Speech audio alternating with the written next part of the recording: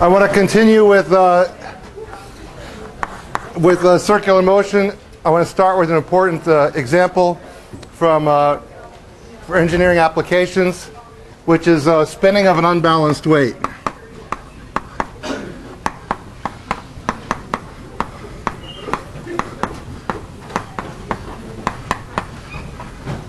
So this is a common issue in machines of all kinds, that they vibrate. Why do they vibrate as they're spinning?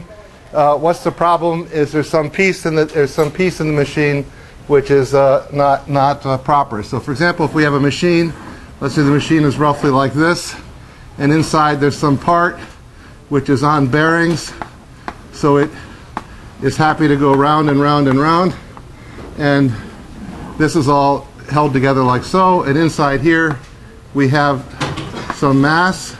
Maybe it's out here at some radius like this. Let's say this machine is supported like so, and to make it a solvable problem, we make it statically determinate. Usually machines are not. You want to ask out loud? Want to ask out loud? She was asking me for paper. Did you give her a piece of paper? No, I don't know if she wants a piece of paper. Did you give her a piece of paper? Okay, good. It's hard to make machines that are statically determinate, because usually they're held too many ways, but if we want to solve problems, we make them statically determinate. It gets to be an extra complication if we put another pin joint down here, in that there's an unknown compression force between these points. Anyway, the problems we give you are usually solvable problems. Get used to the solvable problems, and then you can get onto the problems which take extra assumptions to solve. So here's this machine. Let's say we know some height of this machine. Say the height up to the center is like this, and we know some width of the machine. Let's say it goes twice the width over like this, and let's say this spins with constant spin rate, omega, and we want to figure out what are the reaction forces to hold this thing in place. So how can we figure out the reaction forces? Well, if we draw a free body diagram of the system, this is one of the free body diagrams we can draw. For the whole system, we have this picture. We have, say, the total mass of this machine is m plus m. So we have m plus m we have a gravity force pointed down on this, I'll draw it yet, on this capital M, and then we also have a force down here like this is mg, and then we also have reaction forces here.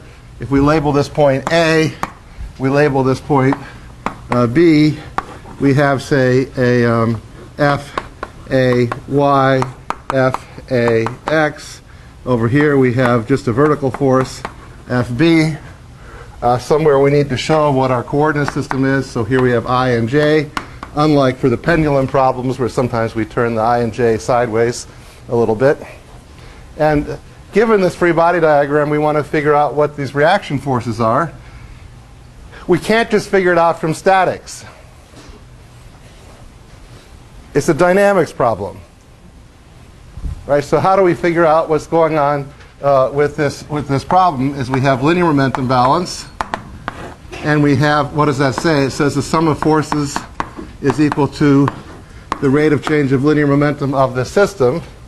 What is the rate of change of linear momentum? What are all the forces? Well, we have F, A, X, I, and then we have a plus F, A, Y plus F, B minus M plus M times G. All of this gets multiplied by J, and this is equal to the rate of change of linear momentum. So first look at the left-hand side. Make sure you're happy with that.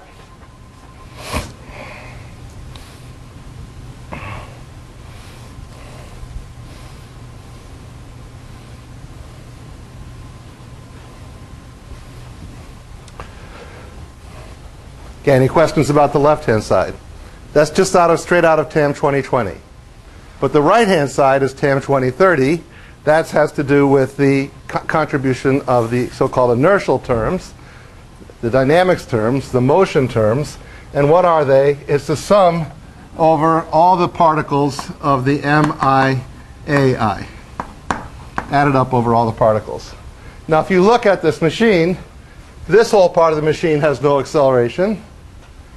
This part of the machine that's holding this mass, that's going round and round, it has an acceleration. All these parts have acceleration. But if we look at how this changes in time, or how it adds up, let's just look at how it adds up. For every point here, there's an opposite point here. So all the points in the drum, if we add up all their accelerations, they all cancel. What's not canceling is the acceleration of this one unbalanced mass. So this thing turns into this mass times the acceleration of that mass. Well, if it's going in circles at constant rate, what is the acceleration of the mass? It's theta dot squared times the radius and in the minus ER direction. And if we want to know what direction that is, we've got to keep track of the directions over here and say this is E sub r. We can keep track of it as a function of time and say this is theta. And we can say theta is equal to omega t plus theta 0. But we could let's just to keep it simple, assume it starts, or time starts when theta is equal to 0 in our keeping track of things.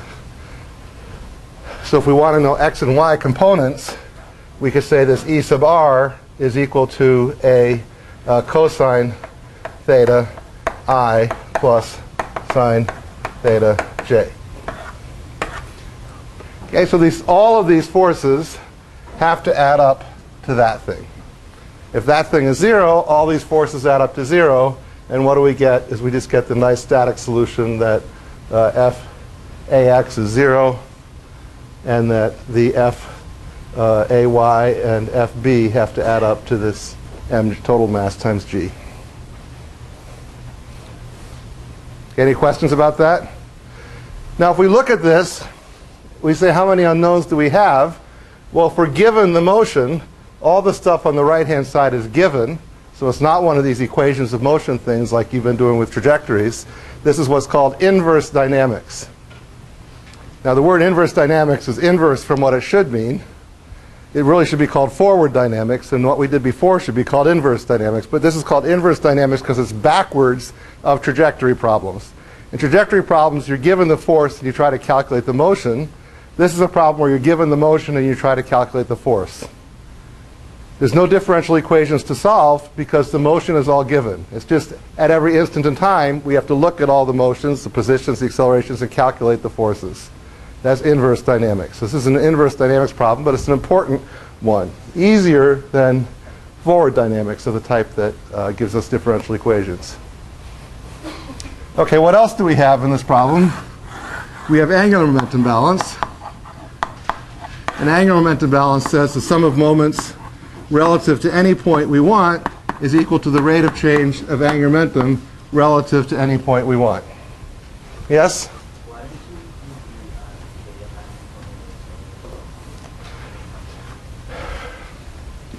Spins with constant omega. This implies that theta double dot is equal to 0. Does that answer your question? Who asked the question? Are you happy now? Okay. Now we can pick any point we want. Let's just say we want to make the algebra as simple as possible. In this problem, we have this is unknown, and this is unknown. 3 unknowns. Let's just make this as simple as possible and get rid of 2 of them. So let's just do this relative to point A. We could use any point we want, and we will still get a third independent equation. This will just make the algebra easier. If I picked a different point, I'd get a different equation, but it would be this equation plus some linear combination of the components of this equation. Okay, what are the sum of moments with respect to A? We've got all the static stuff, which is r cross this and that, with the summation sign. And then on the right-hand side, what do we have? Well, the only thing which contributes, which doesn't cancel, is the eccentric mass moving around. So we have the position of this mass. So let me give this mass a name. I'll give this the name D. We have the position of the mass D with respect to A crossed with the mass times the acceleration of this point D. So what is this position? Well, that's a W, not to be confused with omega. So by the way, you should watch this in all your work. W is not equal to omega. It's tempting for many of you not used to the Greek alphabet to use the letter W as a substitute for omega, but you should try to be clear in your handwriting and in your computer work not to use the letter W for omega. So we have this position, which is Wi plus hj, crossed with the acceleration times the mass. The acceleration is just the same as we had over here. It's minus theta dot squared r e sub r, and then we multiply by the mass. Okay, given all of these things, this gives us three equations to solve for f a x, f a y, and f b in terms of, and we have to assume that we know, for example, the time, or we know the theta, we know the radius, we know the big mass, we know the little mass, we know g, we know what the spinning speed is, we know what all the geometry is, we know what the width is. If we're given all of these things, we know the configuration, we know all of the things in the equations except for these, and we can solve for them. Yes, what did I do wrong?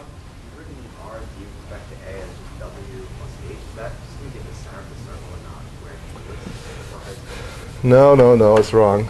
Plus r e sub r. And then this gets crossed with this thing. Okay? That was a mistake. You were right. I was wrong.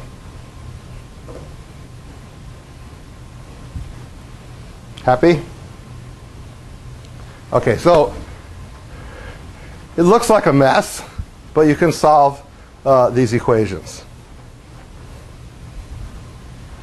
Now, what's a different way to think about this, which is conceptually easier, but will give the same answer? So this is an equivalent. This is not like this thing that happened with my daughter when she was in 3rd grade. I was helping her with her homework, and she did a problem, and she did it wrong. And I said, here, try it this way. And we did it a different way, and we got a different answer.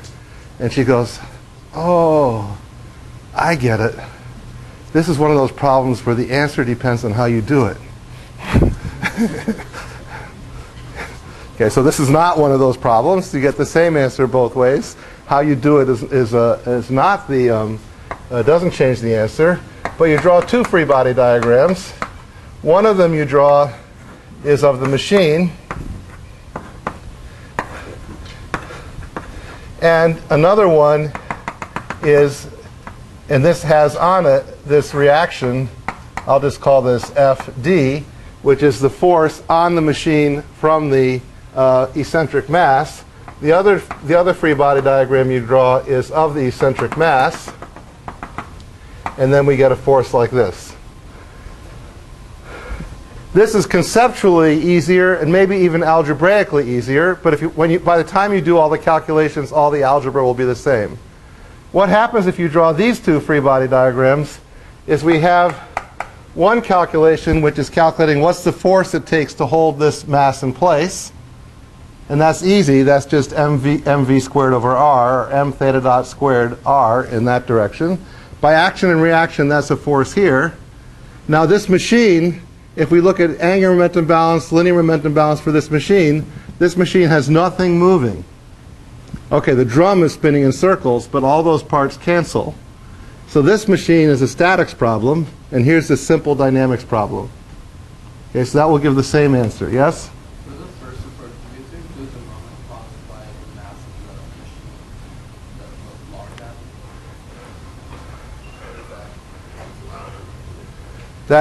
That's over here.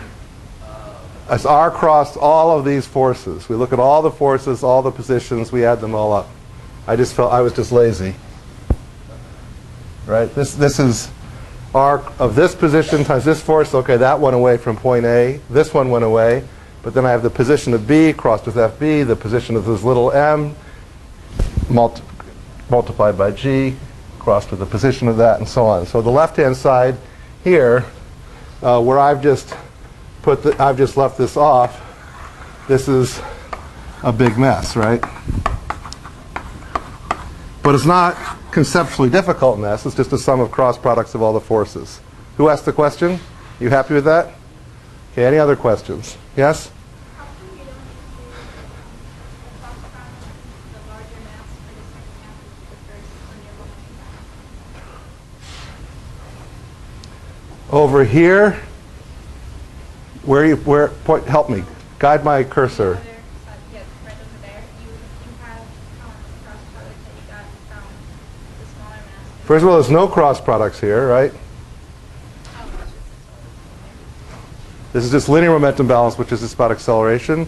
And the only thing is accelerating is that mass and all the points on the drum there that are spinning. But those all have because it's a round drum, they all have canceling terms. So I've simplified that and left them all off. Does that address your question? Any other questions? Okay, so in this approach, this is a statics problem. And this is a simple dynamics problem.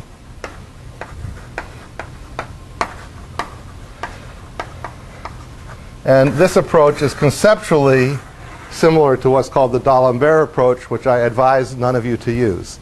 If you like the D'Alembert approach, do that one over there instead. Okay, now this is a experiment that one can do. And so over break, you guys can go home and show your parents what you learned in school. They will be happy with this, I'm sure. So you take a piece of rotating machinery. You can do this at home with your parents' washing machine. You get a machine spinning, so it's nice and balanced and spinning like that. And then you put an eccentric mass in. How do you go about doing that? Well, you can replace it. Just break the window in front so there's a hole, and then take a weight and put it on the inside.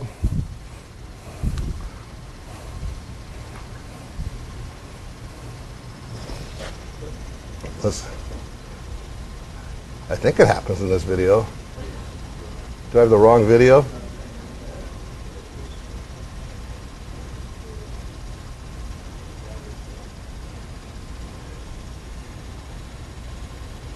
I think I have the wrong video after all that.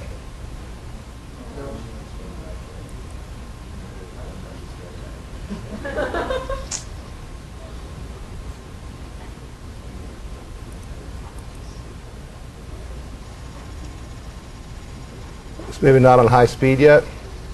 Oh, here goes. Now we add the eccentric weight and see what happens.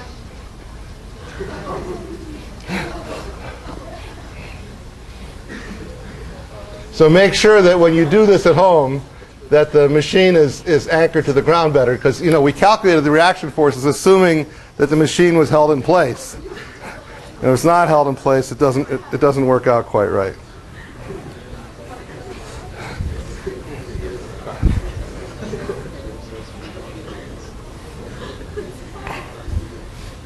Okay, guys, happy with that?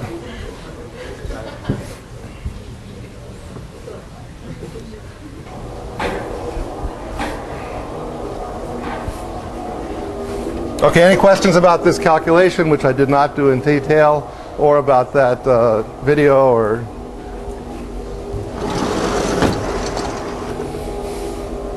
Yes?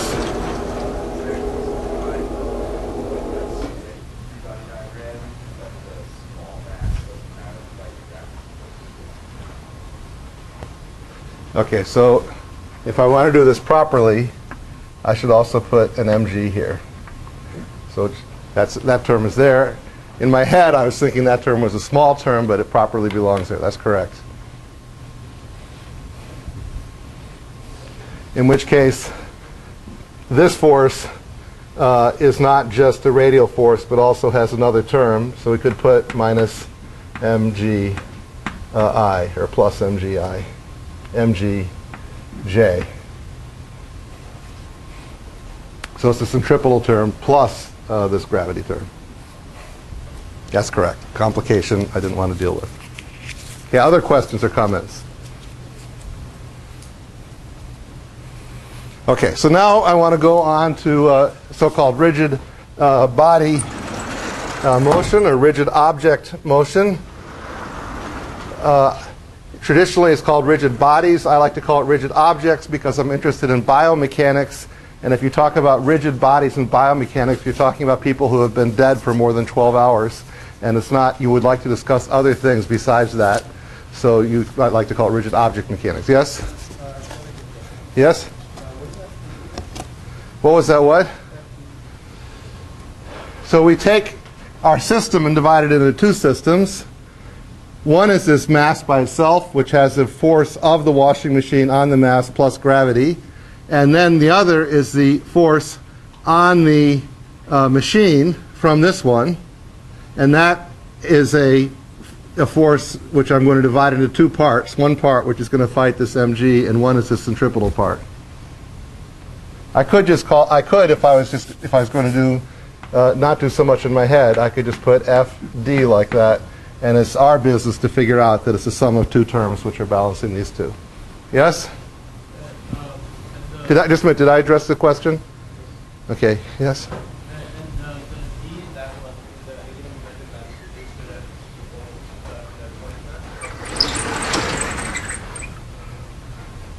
This is angular momentum balance for the system.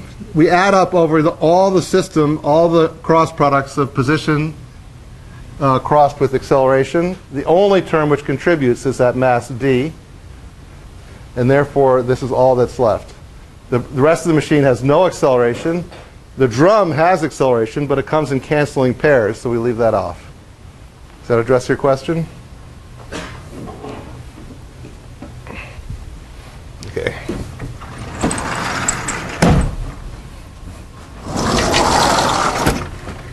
So now we're interested in looking at rotation of so-called rigid objects.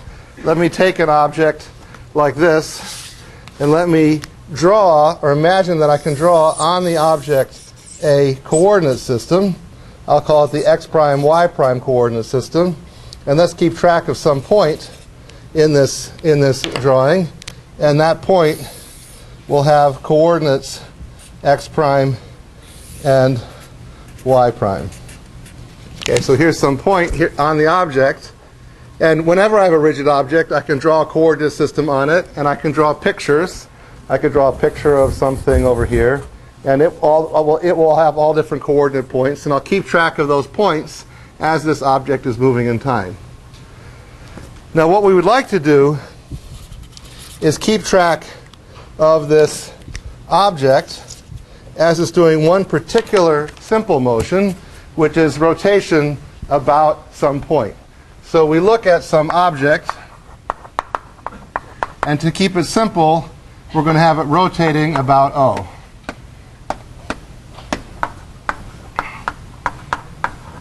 So I can draw a coordinate system here, and this will be my fixed in space, fixed in time coordinate system.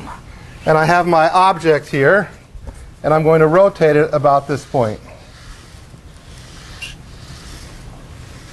And what I'm interested in is how the coordinates of the points on this object change in time. Okay, so for example, as this rotates,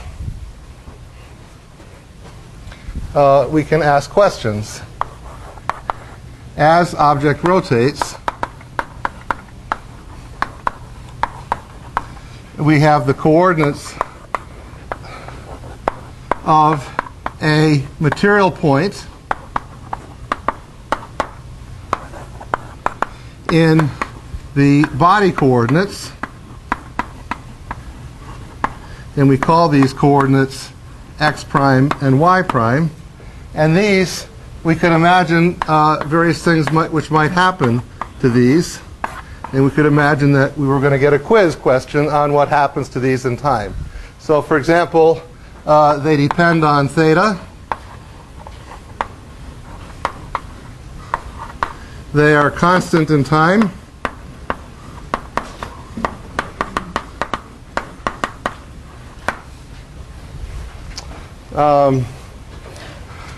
Not enough information given.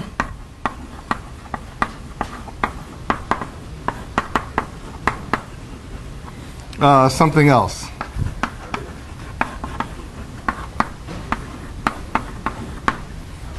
Okay, so here's your quiz question. Oh, all of a sudden I ask you a question and now you want to pay attention. Who asked that question? Okay, the question is, as this rotates, and we're looking at some point here, how do the x prime and y prime coordinates of a material point change in time?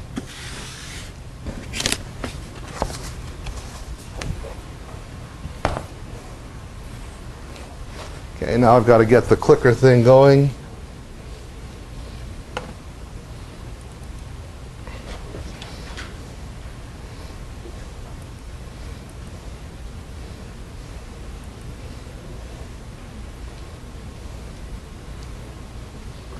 Start session. Another 5, 4.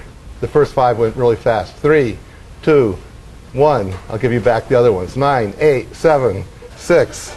Okay, here you go.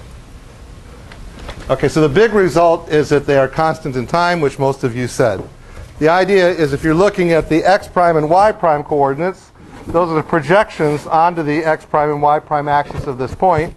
And as I change this, those projections do not change. So in the body fixed or object fixed coordinate system, the coordinates of a material point do not change in time. Okay, that's the key idea that all of the kinematics we're going to do depends on. Any questions about that?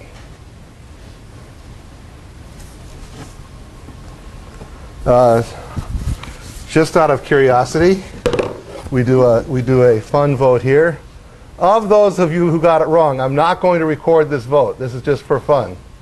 Of those of you who got it wrong, which is 41 of you, how many of you did read the chapter?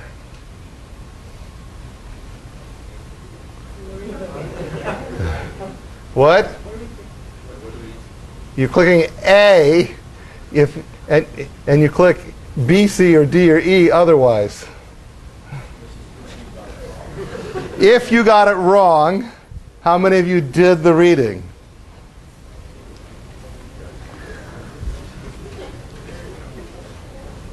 Okay, so I'm going to tell you a fact. The probability of your getting this question right was highly dependent on whether you read the book or not, according to my statistics here. Okay, now some of you read the book and got it wrong. Was there something confusing about what just happened? What was confusing? Okay, I was trying to make a point, right? If you do the reading, you'll understand things better. Yes? Could you also take a survey of how many people did that right? Oh, that's a good question. Like, of those of you who got, everybody vote E. Everybody? Everybody vote E. Just vote E. I want to flush, because I don't want to record this vote, so I just got to flush things so I get non-recorded vote. Okay. Everybody has voted E now. Vote A if you got the problem right and you read the chapter of the book.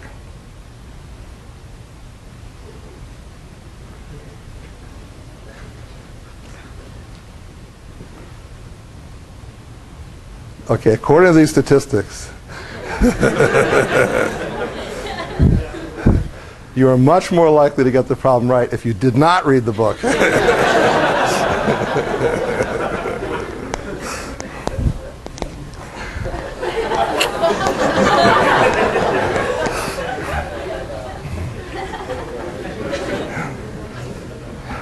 Maybe there's a really educational state of confusion that the book would take you into.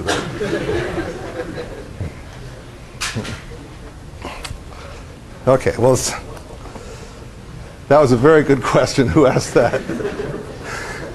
Now, I don't know what we learned from that. This is a...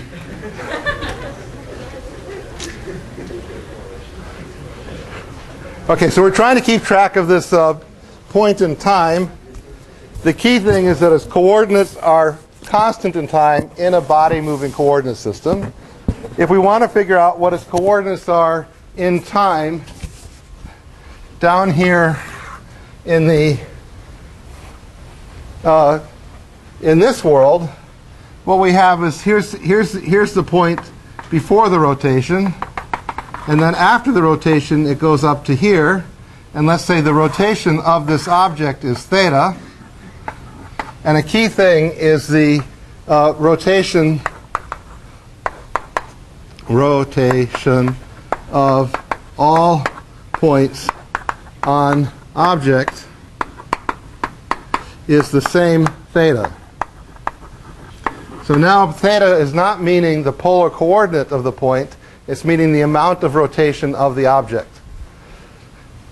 So here we have this point beforehand has coordinates x and y, and before the rotation those are equal to x prime and y prime.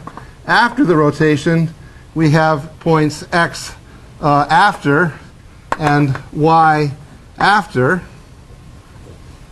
and the question is, can we figure out what the x after and y after are in terms of the x and y? And the answer, and I'm not going to go through all the geometry now, but the answer is that it's some matrix multiplied by the coordinates x and y before. And that matrix is cosine theta minus sine theta, cosine theta, and sine theta. And I would like to think that that's explained well in the book, and I want to skip that now so I have time for a quick computer demonstration. Now this is true for one pair of points. If you multiply a matrix by a matrix that has two columns, you get the result of the matrix times the first column, and for the second column you get the matrix times the second.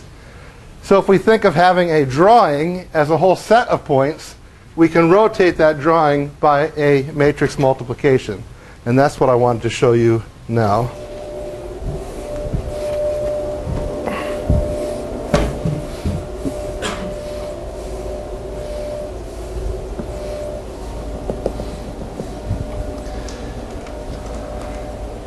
Center projector, come to life.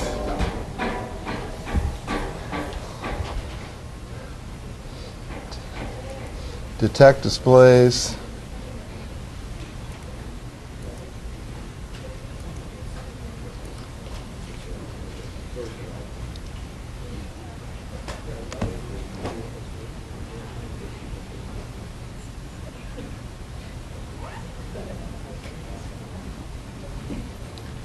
It's supposed to be on. Do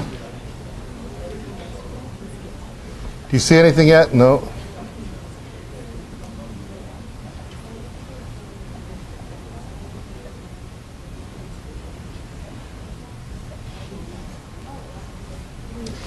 Okay. So I want to go over this MATLAB script, and there's a bunch of new things in this MATLAB for you to learn, and try to make it easier for you to see what's going on by turning things off like this. Okay, so here's a little MATLAB program called Draw a Picture, or Picture it's called. It starts out with clear.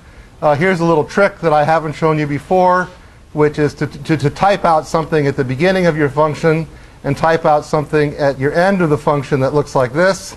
This says display a text string. The beginning is done at, and the rest of the text string is now, which now is some weird MATLAB command and some code, and this says decode it into a text string, and this then prints out that you've started and stopped, so when the thing is hung in the middle, you'll be able to see it explicitly. So it's just a little trick for making it easier to debug things. So let's make it draw a picture.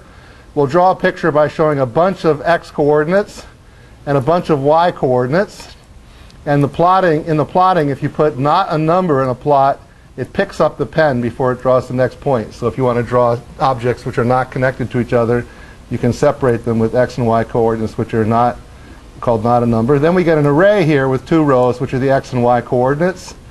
And now I'm going to ignore the commented outlines. I'm going to look at time, a bunch of times.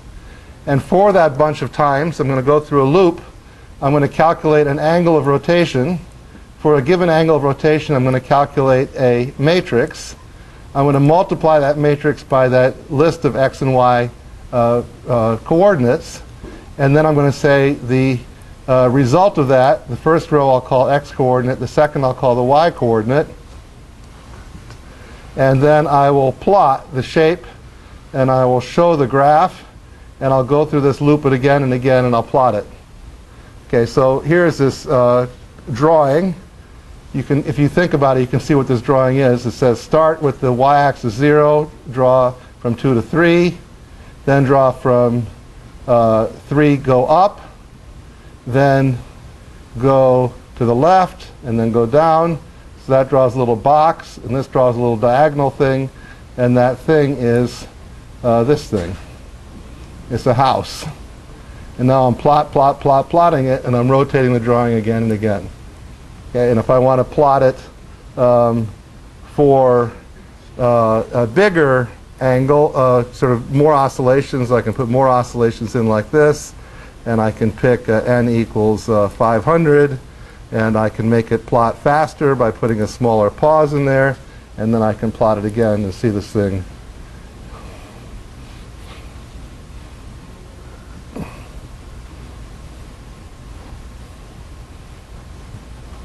Now, I could use this animation as animating the result of a differential equation, and now I'm going to show you that. Rather than calculate the angles, I'll calculate them from a differential equation.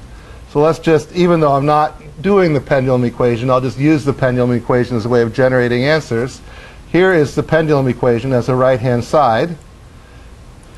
It's got t, z, and parameters. Theta is the first one. Omega, or theta dot, is the second one. Theta dot is omega. And then we say omega dot is g over L times sine theta. This is the pendulum differential equations. And I want to solve these differential equations. And now I'm sick of all that midpoint Euler method stuff that was on the exam, and it was so stupid, and why do we have to do this stupid stuff? And so I say there must be a better way, and yes, there is. MATLAB gives a command which replaces your midpoint method, and it's this ode45 command. So it says, let's get the output of ode45. Let's stick in a right-hand side. For some reason, you have to put the @ symbol here. I don't know why. That's some weird MATLAB syntax. Come talk to me about it if you understand it. We put it in the sequence of times we want the solution. We put the initial conditions. There's another argument here that ode45 wants, which is a complicated thing, which we'll get into. But for now, we leave the default. So we put empty brackets, and we put the parameters.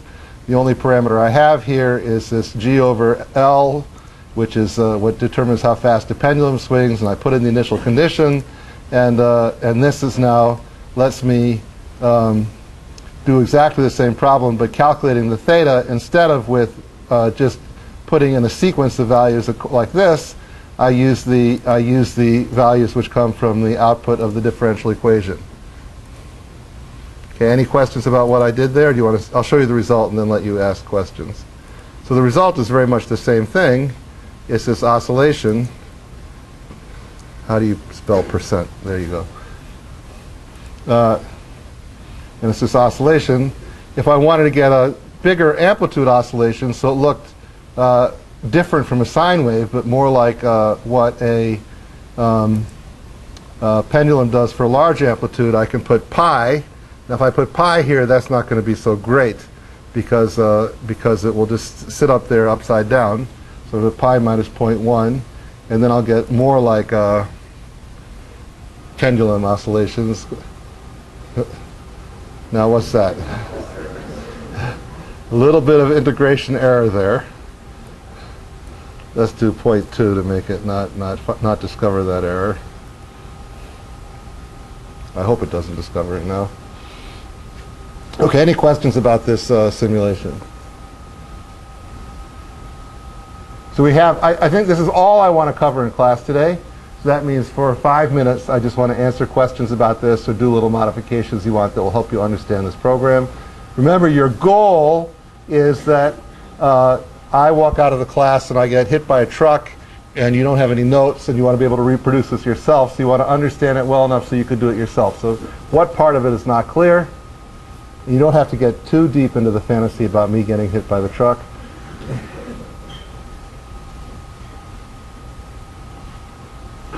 Or if you are getting deep into that fantasy, you don't have to talk about that here. What questions about this? Do you want me to talk through any part of this again? So we start out by making a drawing. We're going to generate a bunch of angles somehow or other.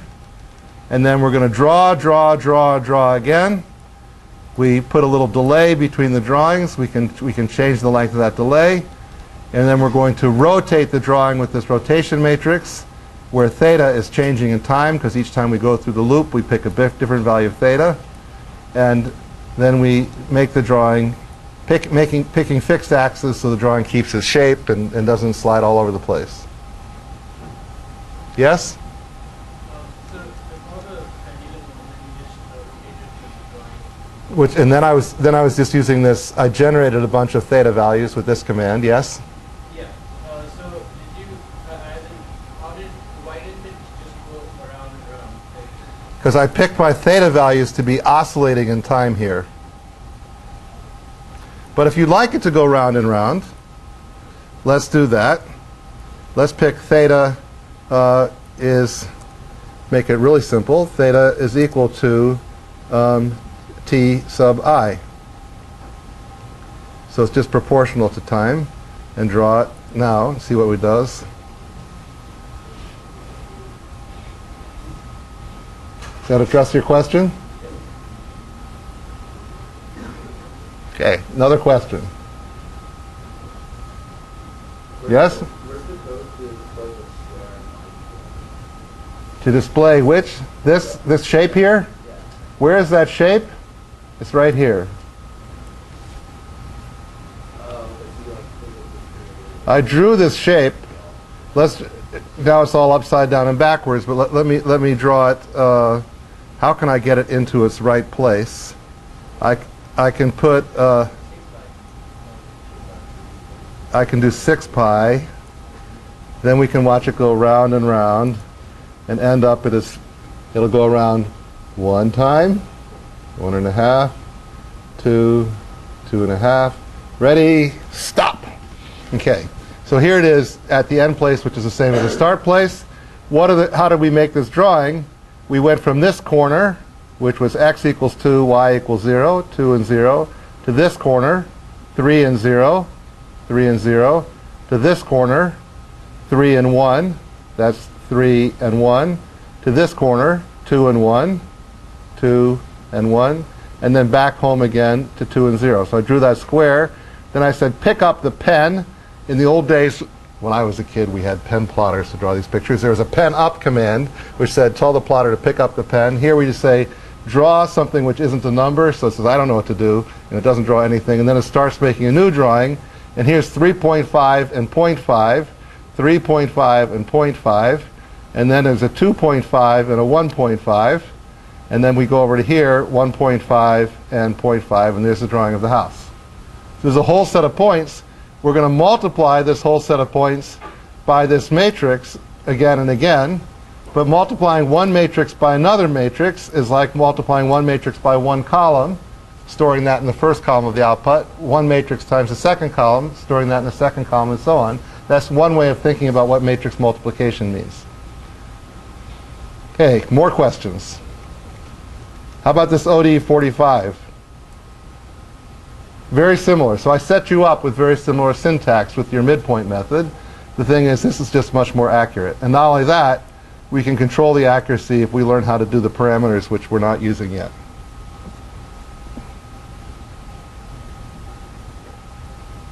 Yes, question, answer. What's the T and Z, the output of ode45? So the output is a column vector of times, which is the times we get the output, and that's just the same as we put in. We put in a list of times, it gives us out a list of times. And it doesn't care whether that's a row vector or a column vector for some reason. But it does care about whether this thing, it wants this to be a column vector. And this is a big matrix, each row of which are the values of z at these corresponding times. So if we put this column vector next to this big array, each row, we can think of it as an Excel table where each row is labeled by the time, and this is the list of values of z going to the right. And this is because of the syntax that MATLAB chose. I don't know why they chose it, that I've made you do that confusing thing with columns and rows when you were writing your own programs just to get you set up here. As I said, that was probably a pedagogical mistake. I should have just thrown this curveball at you when it came. MATLAB just wants to think of, at one instant in time, the state vector, the z values, the positions and velocities are a column vector. And then when it displays the whole thing, it displays the whole set of column vectors as a set of row vectors on top of each other. Does that address your question? Yes? Yes? What would you put in the two brackets? What do I put in here? No, the other one. What goes in here? What goes in here is something called options. And options is some data structure. I could call it whatever I want, but options is a good name for it. It's a data structure which is created by a program called ode_set, and you can give this just a bunch of parameters. For example, I can give it something which is called relative tolerance and set that equal to 1e minus 6, and I can put in something here called absolute tolerance, and that I can set equal to, say, 1e minus 6, and now I've got the same thing as I had before, only I've put in some options which say be more accurate. Now if I go back here to point 1 and I go back here and I plot the output. Now remember, before it instead of swinging back and forth, it started swinging all the way around, which was a mistake, right? Pendulums should swing back and forth. Now it won't do that anymore if I've done this correctly. So I take the output from the differential equation, which is that line. This comes from the z's. I get rid of my phony ones where I controlled it. And now it should oscillate back and forth, and it shouldn't flip to the other side because I'm doing it more accurately.